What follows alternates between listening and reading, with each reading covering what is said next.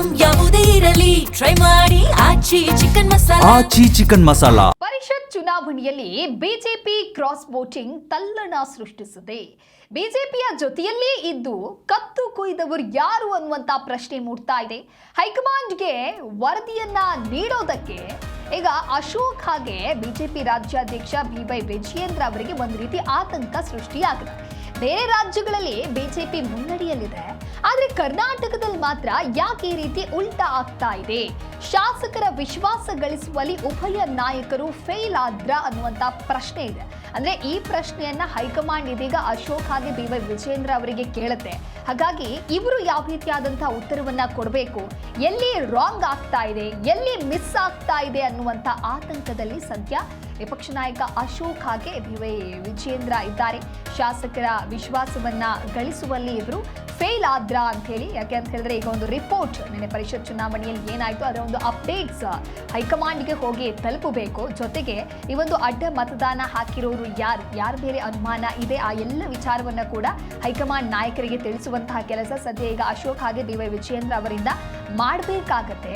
ಒಟ್ಟಾರೆಯಾಗಿ ಹೈಕಮಾಂಡ್ ಈಗ ತೆಗೆದುಕೊಳ್ಳುವಂತಹ ಮುಂದಿನ ಕ್ರಮದ ಬಗ್ಗೆಯೂ ಕೂಡ ಬಹಳಷ್ಟು ಚರ್ಚೆಗಳು ಆಗ್ತಾ ಇದೆ. ಪರಿಷತ್ ಚುನಾವಣೆಯಲ್ಲಿ ಬಿಜೆಪಿ ಕ್ರಾಸ್ ವೋಟಿಂಗ್ ನಡೆದಿದೆ ಅನ್ನುವಂತಹ ಏನು ಆರೋಪ ಇದೆ, ಅದಕ್ಕೆ ನಿಖರವಾದಂಥ ಸಾಕ್ಷ್ಯವನ್ನ ಒಂದು ರಿಪೋರ್ಟ್ ಅನ್ನ ನೀಡಬೇಕಾದಂಥ ಕೆಲಸವನ್ನ ಕೂಡ ಇದೀಗ ಬಿಜೆಪಿ ನಾಯಕರು ಮಾಡಬೇಕಾಗಿದೆ.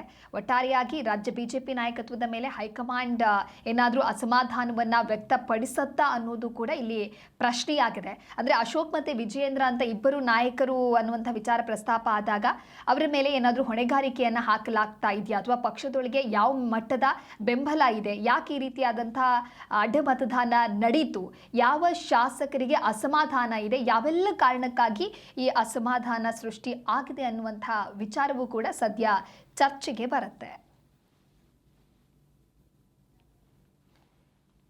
ಪರಿಷತ್ ಚುನಾವಣೆಯಲ್ಲಿ ಬಿಜೆಪಿ ಕ್ರಾಸ್ ವೋಟಿಂಗ್ ಈಗ ಈ ರೀತಿಯಾದಂಥ ತಲ್ಲಣವನ್ನ ಸೃಷ್ಟಿ ಮಾಡಿದೆ.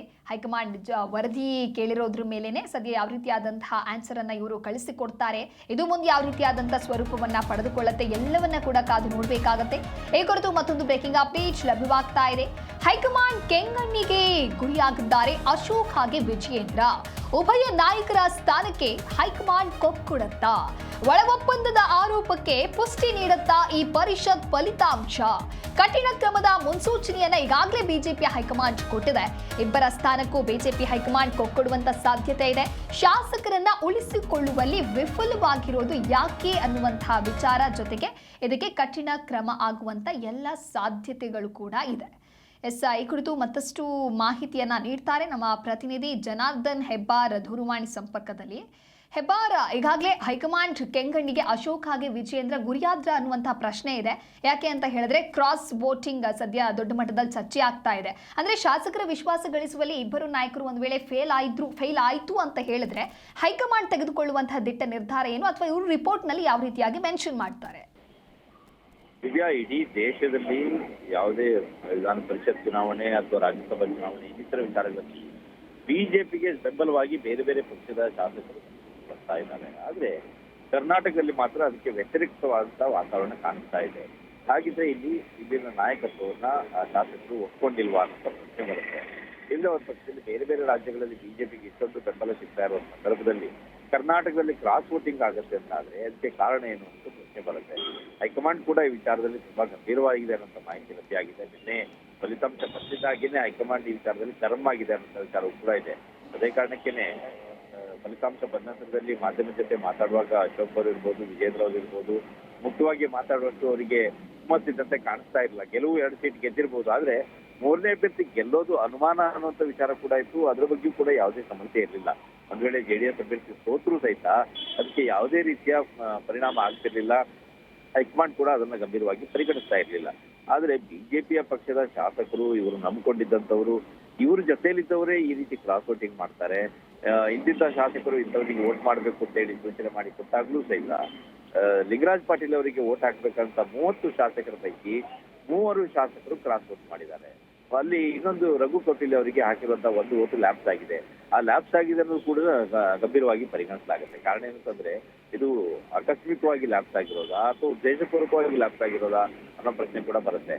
ಇಲ್ಲಿ ಎಲ್ರಿಗೂ ಒಂದು ಇದು ವಿಚಾರ ಏನಂದ್ರೆ ಶಾಸಕರಿಗೆ ಇದು ಗೌಪ್ಯ ಮತದಾನ, ಹೇಗೂ ಕೂಡ ಇದು ಹೊರಗಡೆ ಹೋಗಲ್ಲ ಮ್ಯಾಟ್ರು. ಯಾರು ಕ್ರಾಸ್ ವೋಟ್ ಮಾಡೋದನ್ನು ಗೊತ್ತಾಗಲ್ಲ ಅನ್ನೋಂಥ ಒಂದು ನಂಬಿಕೆ ಬಹುತೇಕ ಶಾಸಕರಲ್ಲಿ ಇರುತ್ತೆ. ಆದ್ರೆ ವಾಸ್ತವವಾಗಿ ಎಷ್ಟೇ ಗೌಪ್ಯ ಮತದಾನ ಏನೇ ಆದ್ರೂ ಸಹಿತ ಯಾರು ಕ್ರಾಸ್ ವೋಟ್ ಮಾಡಿದ್ದಾರೆ ಅನ್ನೋಂಥ ವಿಚಾರ ಗಮನಕ್ಕೆ ಬಂದೇ ಬರುತ್ತೆ. ಒಂದ್ ಸ್ವಲ್ಪ ಲೇಟ್ ಆಗ್ಬೋದು, ಒಂದಿನ 2 ದಿನ ಲೇಟ್ ಆಗ್ಬೋದು, ಆದ್ರೆ ಯಾರು ಕ್ರಾಸ್ ವೋಟ್ ಮಾಡಿದ್ರು ಅನ್ನೋದು ಗೊತ್ತಾಗತ್ತೆ. ಇಲ್ಲಿ ಇನ್ನೊಂದು ಪ್ರಶ್ನೆ ಇರೋದೇನಂತಂದ್ರೆ, JDS ವಲಯದಲ್ಲೂ ಕೂಡ ಇರುವಂತಹ ಚರ್ಚೆ ಏನಂದ್ರೆ, ಕ್ರಾಸ್ ವೋಟ್ ಮಾಡಿದ್ದು ಯಾರು, ಯಾಕಾಗಿ ಅನ್ನೋದು ಸ್ಪಷ್ಟವಾಗಿ ಗೊತ್ತಿದೆ. ಕೇವಲ JDS ನಾಯಕರಿಗೆ ಮಾತ್ರ ಅಲ್ಲ, ವಿಜೇಂದ್ರ ಅವರಿಗೂ ಕೂಡ, ಅಶೋಕ್ ಅವರಿಗೂ ಕೂಡ ಇದು ಸ್ಪಷ್ಟವಾಗಿ ಗೊತ್ತಿದೆ.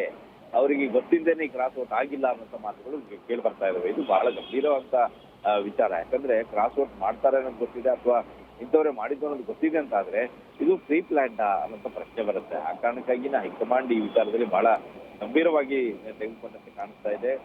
ಅತಿ ಶೀಘ್ರದಲ್ಲಿ ನವೆಂಬರ್ ವರೆಗೆ ವಿಜೇಂದ್ರ ಅವರ ರಾಜ್ಯಾಧ್ಯಕ್ಷ ಸ್ಥಾನದ ಅವಧಿ ಇದೆ, ಅವ್ರನ್ನೇ ಕಂಟಿನ್ಯೂ ಮಾಡ್ತಾರೆ ಅಂತ ಚರ್ಚೆ ಇತ್ತು. ಬೇರೆ ಯಾರನ್ನೂ ಮಾಡೋದಕ್ಕಿಂತ ಅವ್ರನ್ನೇ ಕಂಟಿನ್ಯೂ ಮಾಡ್ಲಾಗತ್ತೆ, ನವೆಂಬರ್ ಆ ಸಂದರ್ಭದಲ್ಲಿ ಮಾಡ್ತಾರೆ ಅಂತ ಇತ್ತು. ಆದ್ರೆ ಈಗ ಆ ಒಂದು ಕಂಟಿನ್ಯೂ ಮಾಡುವ ವಿಚಾರ ಮತ್ತೆ ಚರ್ಚೆಗೆ ಬರ್ತಾ ಇದೆ. ಈಗ ಮಾಡ್ಬೇಕಾ ಬೇಡವಾ ಅನ್ನೋದನ್ನ ಹೈಕಮಾಂಡ್ ಈ ವಿಚಾರದಲ್ಲಿ ಚರ್ಚೆ ಮಾಡಿ ತೀರ್ಮಾನ ಮಾಡುತ್ತೆ ಅನ್ನೋ ಮಾತು ಬರ್ತಾ ಇದೆ. ಇದೇ ಸಂದರ್ಭದಲ್ಲಿ ವಿರೋಧ ಪಕ್ಷ ನಾಯಕ ಅಶೋಕ್ ಅವ್ರ ಮೇಲೂ ಕೂಡ ಅವರ ಸ್ಥಾನಕ್ಕೂ ಸಹಿತ ಗಂಭೀರವಾದ ಆರೋಪ ಬರ್ತಾ ಇರೋ ಹಿನ್ನೆಲೆಯಲ್ಲಿ ಅವರ ಸ್ಥಾನಕ್ಕೂ ಕೂಡ ಕುತ್ತು ಬರುವಂತ ಸಾಧ್ಯತೆ ಕಂಡು ಬರ್ತಾ ಇದೆ. ಯಾಕಂತಂದ್ರೆ ಈಗಾಗಲೇ ವಿಜೇಂದ್ರ ಅವ್ರ ಮೇಲೆ, ಅಶೋಕ್ ಅವ್ರ ಮೇಲೆ ಸೇರಿದಂತೆ ಬಿಜೆಪಿಯ ಕೆಲ ನಾಯಕರ ಮೇಲೆ ಒಳ ಒಪ್ಪಂದದ ಆರೋಪ ಇತ್ತು. ಸಾಕಷ್ಟು ಬಾರಿ ಚುನಾವಣೆಯಲ್ಲಿ ಅವರು ಒಳ ಒಪ್ಪಂದ ಮಾಡ್ಕೊಳ್ತಾರೆ ಅಂತ ಆರೋಪಗಳಿತ್ತು. ಆ ಆರೋಪಕ್ಕೆ ಪುಷ್ಟಿ ಅನ್ನುವ ಹಾಗೆ ಈಗ ನಿನ್ನೆ ನಡೆದಂತ ಮತದಾನದಲ್ಲಿ ಕ್ರಾಸ್ ವೋಟಿಂಗ್ ಆಗಿರೋದು ಒಂದು ಪುಷ್ಟಿ ನೀಡುವಂತ ಘಟನೆ ಆಗಿದೆ. ಸೊ ಇದನ್ನ ವಿಜೇಂದ್ರ ಅವರು ಮತ್ತು ಅಶೋಕ್ ಅವರು ಹೈಕಮಾಂಡ್ಗೆ ಮನವರಿಕೆ ಮಾಡ್ಕೊಳ್ಳೋದು ಸಫಲರಾಗ್ತಾರ, ಜೊತೆಗಿದ್ದು ಶಾಸಕರು ಮೋಸ ಮಾಡಿದ್ರು ಅಂತ ಹೇಳಿ ವರದಿಯನ್ನ ಕೊಟ್ಟು ಹೈಕಮಾಂಡ್ ಅನ್ನ ಕನ್ವಿನ್ಸ್ ಮಾಡಲು ಸಫಲರಾಗ್ತಾರ, ಅಥವಾ ಹೈಕಮಾಂಡ್ ನ ಕೆಂಗಣ್ಣಿಗೆ ಗುರಿಯಾಗಿ ಸ್ಥಾನವನ್ನ ಕಳಿಸ್ಕೊಳ್ತಾರ ಅದು ಗೊತ್ತಿಲ್ಲ. ಆದ್ರೆ ಸದ್ಯಕ್ಕಂತೂ ಇಬ್ಬರ ಸ್ಥಾನದ ಮೇಲೂ ಸಹಿತ ಬಹಳ ಗಂಭೀರವಾದ ಆರೋಪ ಬಂದಿರೋದ್ರಿಂದ ಅವರ ಸ್ಥಾನ ಕಂಟಿನ್ಯೂ ಆಗೋದೇ ಅನುಮಾನ ಅನ್ನುವಂತ ಚರ್ಚೆಗಳು ಅವರ ವಲಯದಲ್ಲಿ ಶುರು ಆಗಿದ್ದಾವೆ. ಸೊ ಈಗ ಹೈಕಮಾಂಡ್ಗೆ ವರದಿಯನ್ನ ಇವರು ಸಲ್ಲಿಸ್ತಾ ಇದ್ದಾರೆ. ನಂತರದಲ್ಲಿ ಹೈಕಮಾಂಡ್ ಏನ್ ಮಾಡುತ್ತೆ ಅನ್ನೋದು ಗೊತ್ತಾಗುತ್ತೆ. ಇವತ್ತು ನಾಳೆ ಅಷ್ಟರಲ್ಲಿ ಮತ್ತೆ ಮೀಟಿಂಗ್ ಆಗುತ್ತೆ. ಕುಮಾರಸ್ವಾಮಿ ಅವರು ಸಹ ಈ ವಿಚಾರದಲ್ಲಿ ಬಿಜೆಪಿ ಹೈಕಮಾಂಡ್ ಜೊತೆ ಮಾತುಕತೆ ಮಾಡುವಂತ ಸಾಧ್ಯತೆ ಇದೆ. ಅವರಿಗೂ ಸಾಕಷ್ಟು ಮಾಹಿತಿ ಇರುತ್ತೆ, ಅದನ್ನು ಕೂಡ ಅವರು ಬಿಜೆಪಿ ಹೈಕಮಾಂಡ್ಗೆ ತಿಳಿಸ್ತಾರೆ. ಆ ನಂತರದಲ್ಲಿ ಹೈಕಮಾಂಡ್ ಒಂದು ಸೂಕ್ತ ನಿರ್ಧಾರವನ್ನು ತೆಗೆದುಕೊಳ್ಳುತ್ತೆ ಅನ್ನೋ ಮಾಹಿತಿ ಲಭ್ಯ ಆಗಿದೆ. Divya, okay, thank you Hebbar ನಿಮ್ಮೆಲ್ಲ ಮಾಹಿತಿಗಾಗಿ.